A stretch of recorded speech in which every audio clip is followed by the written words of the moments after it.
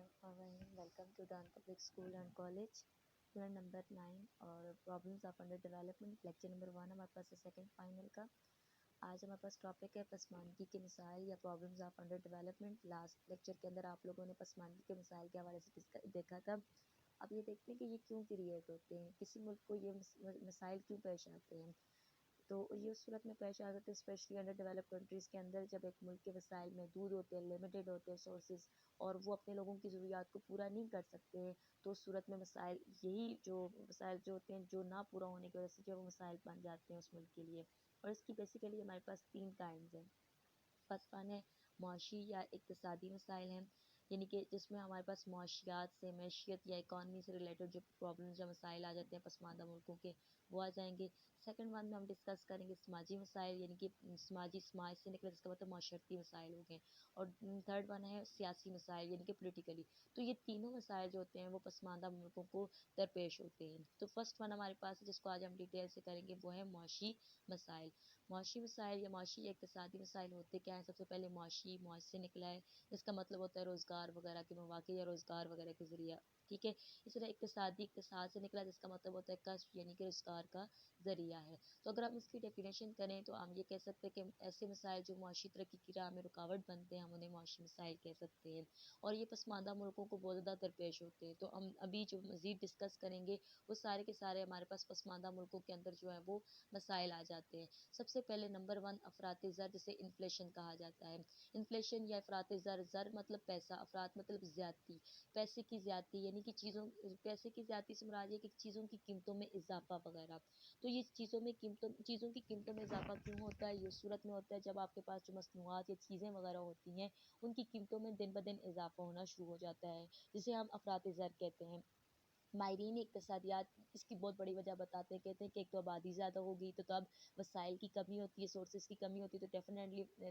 ترقی پذیر ملکوں کے اندر یہ چیزیں بہت کم ہوتی ہیں. جب ایک چیز کی ایک محدود چیز کی مانگ بہت زیادہ بڑھ جاتی ہے تو اس صورت میں ہمارے پاس انفلیشن آ جاتا ہے, تو اس کی قیمت میں بہت زیادہ اضافہ ہو جاتا ہے. اس کو ہم ڈیمانڈ انفلیشن بھی کہتے ہیں, تو یا کاسٹ انفلیشن بھی ہم اس کو کہہ سکتے ہیں, جب اس کی قیمتوں میں بڑھ جاتے ہیں. تو یہ اس صورت میں ہوتا ہے جب ملک کے اندر جنگ ہوتی ہے یا جنگ کے حالات ہوتے ہیں, نقل مکانی اور قدرتی آفات کے اندر. تو اس صورتحال کے اندر ہمارے پاس جو ہے وہ انفلیشن ترقی پذیر ملکوں کے اندر بہت زیادہ ہو جاتا ہے, اور یہ بہت بڑا معاشی مسئلہ ہمارے پاس آ جاتا ہے. سیکنڈ ون ہمارے پاس ہے اجارہ داری, جسے ہم کہتے ہیں مارکیٹ مونوپولوجی. یہ پسماندہ ملکوں کے اندر بہت زیادہ ہوتی ہے اور اس مسئلے سے بہت زیادہ دوچار ہوتے ہیں. اس کا مطلب یہ ہے کہ مقابلے کا رجحان, اور مطلب اجارہ داری سے مراد یہ ہوتا ہے کہ ان ملکوں کے اندر پسماندہ ممالک کے اندر مقابلے کا رجحان بہت کم ہوتا ہے. مطلب یہاں پہ جو کمپنی وغیرہ موجود ہوتے ہیں, صنعت کار ہوتے ہیں, ان میں مقابلے یا کمپٹیشن کا جو کار ہوتا ہے, یا جو بھی آپ کمپٹیشن کہہ سکیں یا مقابلہ کہہ سکیں, وہ بہت کم ہوتا ہے. تو صنعت کاری میں کمی کے باعث جو ہوتا ہے, جو ٹریڈ والی جو مارکیٹس ہوتی ہیں وہاں پہ صنعت کاروں کے درمیان جو ہے وہ کمپٹیشن نہیں ہوتا, جس کی وجہ سے وہ اپنی مرضی کے مطابق اشیاء کی قیمتیں سیٹ کرنا شروع کر دیتے ہیں. جیسے اس کی بیسٹ ایگزامپل ہمارے پاس امریکہ کی ہے, جو کہ عالمی منڈی کے اوپر اس کی اجارہ داری, اور وہ اپنی مرضی سے قیمتوں کو جو ہے وہ وہاں پہ متعین یا اسٹیبل کر دیتا ہے. تو یہ بھی ہمارے پاس ایک بہت بڑا مسئلہ ہے. نیکسٹ ون ہمارے پاس ہے صنعتوں کی کمی. تو ڈیفینیٹلی پسماندہ ملک کے سرمایہ کی کمی ہے, اور سرمایہ نہیں ہوتا لوگوں کے پاس, تو جس کی وجہ سے وہ اپنے ملک کے اندر نئی انڈسٹریز وغیرہ لگا سکے. زیادہ تر لوگ غریب ہوتے ہیں, عوام غریب ہے, غریب طبقہ ہوتا ہے جن کے پاس پیسہ بہت کم ہوتا ہے, جس کی وجہ سے زیادہ تر جو ہے وہ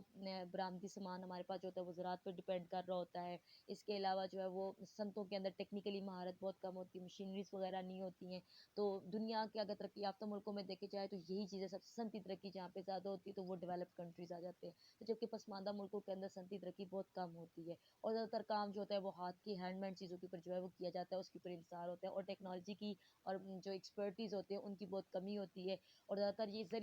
زرعی چیزیں جو ہے وہ ایکسپورٹ وغیرہ کر رہے ہوتے ہیں, اور وہ پرانے طریقوں سے ہی اس کو کاشت کر رہے ہوتے ہیں اس طرح سے, جس سے ان کو زیادہ فائدہ نہیں ہوتی. اسی طرح ہمارے پاس جو ایک اور مسئلہ ہے سب سے زیادہ جو ہے وہ بے روزگاری ہے, جسے ہم ان امپلائمنٹ کہہ سکتے ہیں. ان امپلائمنٹ ظاہر ہے یہ ایک بہت بڑا معاشی مسئلہ ہمارے پاس ہے. ہمارے مطلب جو پسماندہ ملک ہوتے ہیں وہاں پہ افرادی قوت تو ہوتی ہے, لیکن زیادہ تر وہ لوگ ان پڑھ ہوتے ہیں, اور روزگار کے مواقع نہ ہونے کی وجہ سے یہ لوگ مزدوری کرتے ہیں, ڈیلی ویجز پہ کام کر رہے ہوتے ہیں. تو یہ ایک بہت بڑا مسئلہ ہے, بہت بڑی ہرڈلز آ جاتی ہے. اس کے علاوہ زرعی پسماندگی اور قدرتی وسائل کا جو غیر تسلی بخش استعمال ہوتا ہے ہمارے یہاں, وہ بھی یہ کہ جدید زرعی آلات ہمارے پاس نہیں ہوتی. اسی طرح آلات، اس طرح کی جتنی بھی زرعی آلات ہیں جدید طریقے کے مطابق وہ ہم کاشتکاری وغیرہ نہیں کر سکتے، تو وہ پرانا طریقے سے کاشت کرتے ہیں، جس سے ہمارے پاس بہت سا قابل کاشت رقبہ ضائع ہو جاتا ہے، یا ہمارے پاس جو فصل ہوتی ہے وہ کاشت جو ہم کرتے ہیں وہ بھی صحیح طریقے سے نہیں کرتے، تو زیادہ فصل اچھی فصل نہیں ہو سکتی ہے، ٹھیک ہے۔ اسی طرح ٹیکنالوجی کی کمی ہے، اور اس کے علاوہ خام حالت میں ہم دوسری چیزیں دوسرے ملکوں کو برآمد کر دیتے ہیں، یعنی کہ وہ اس کو ہم فیکٹریز کے اندر ریفائن کر کے یا میکینیکلی جو ہمارے پاس انڈسٹریز ہوتی ہیں وہ کام ہم نہیں کر سکتے ہیں، جس کی وجہ سے جو ہے وہ پسماندہ ملکوں کے اندر جو ہے یہ مسائل بہت زیادہ درپیش ہوتے ہیں کہ زرعی رقبہ تو موجود ہوتا ہے، لیکن ٹیکنالوجی اور ان چیزوں کی کمی کے باعث لیٹسٹ جو ہمارے پاس ایگریکلچر جو ریفارمز ہوتی ہیں ان کی کمی کے باعث یا وہ ٹیکنیکس کی کمی کے باعث ہم لوگ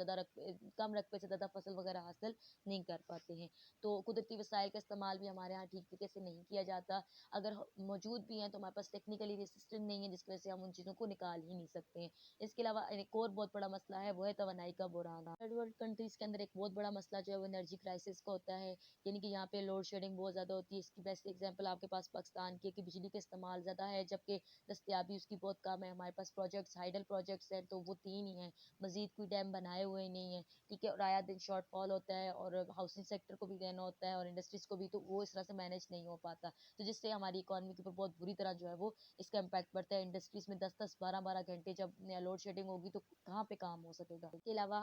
پسماندہ ملکوں کے اندر ایک اور بہت بڑا مسئلہ ہے وہ انفراسٹرکچر کا، بنیادی ڈھانچہ ہمارے پاس اس طرح سے صحیح طریقے سے نہیں ہوتا، زیادہ تر قدرتی وسائل کے ذخیروں کو ہم دوسرے ملکوں سے برآمد کرتے ہیں،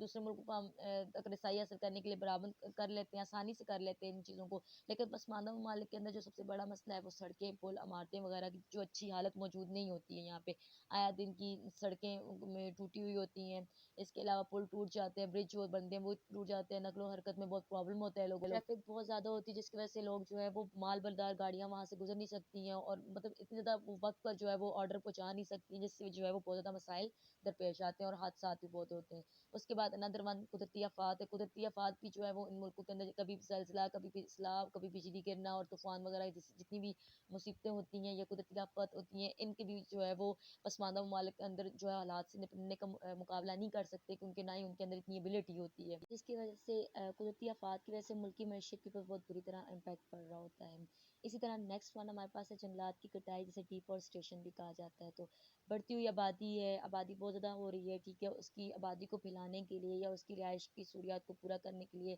جنگلات کا صفایا کیا جا رہا ہے، اور زمین کا جو نامناسب استعمال کیا جا رہا ہے تو اس کی بہت بڑی وجہ جو ہے وہ یہ جنگلات کی کٹائی کے اندر ہمارے پاس آ جاتی ہے، بڑھتی ہوئی آبادی آ جاتی ہے اور نامناسب زمین کا استعمال آ جاتا ہے، تو قدرتی آفات کی وجہ سے بھی جو ہے وہ ہماری اکانومی کے اوپر بہت بری طرح امپیکٹ پڑتا ہے۔ نیکسٹ ون ہمارے پاس ہے جنگلات کی کٹائی، جسے ڈیفورسٹریشن کہا جاتا ہے، تو اس کی سب سے بڑی ریزن ہے کہ آبادی کو پھیلانے کے لیے ہم جنگلات کا صفایا کرتے ہیں، زمین کا نامناسب استعمال کرتے ہیں، تو اس کی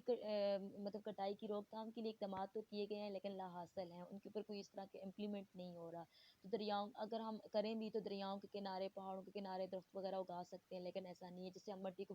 مٹی وغیرہ کے کٹاؤ سے روکا جا سکتا ہے، پینے کا پانی اور سمندری حیات کو محفوظ رکھا جا سکتا ہے، لیکن ایسا پاسبل نہیں ہے۔ تھرڈ ورلڈ کنٹریز کے اندر، پسماندہ ملکوں کے اندر اگر اس طرح کی پلاننگ ہو بھی جاتی ہے تو اس کے اوپر جو ہے وہ امپلیمنٹ بہت کم ہوتا ہے، جس کی وجہ سے جو ہے وہ یہ مزید ماحولیاتی مسائل جو سب سے بڑا مسئلہ ہے وہ کریٹ ہو جاتا ہے، تو وہ بھی ہمارے پاس جنگلات کی کٹائی اگر ڈیفورسٹریشن کی بات کریں تو وہ بھی ہمارے پاس ایک اکنامیکلی پرابلم کے اندر ہی آ جاتا ہے، خام لکڑی کو بھی کاٹا جا رہا ہوتا ہے، تو یہ ہمارے پاس جو تھے وہ اہم معاشی مسائل تھے۔ آپ کا جو ہوم ٹاسک ہے، آپ لوگوں نے کوشچن نمبر 3 کا مائنڈ میپ بنانا ہے اسی ٹاپک کا،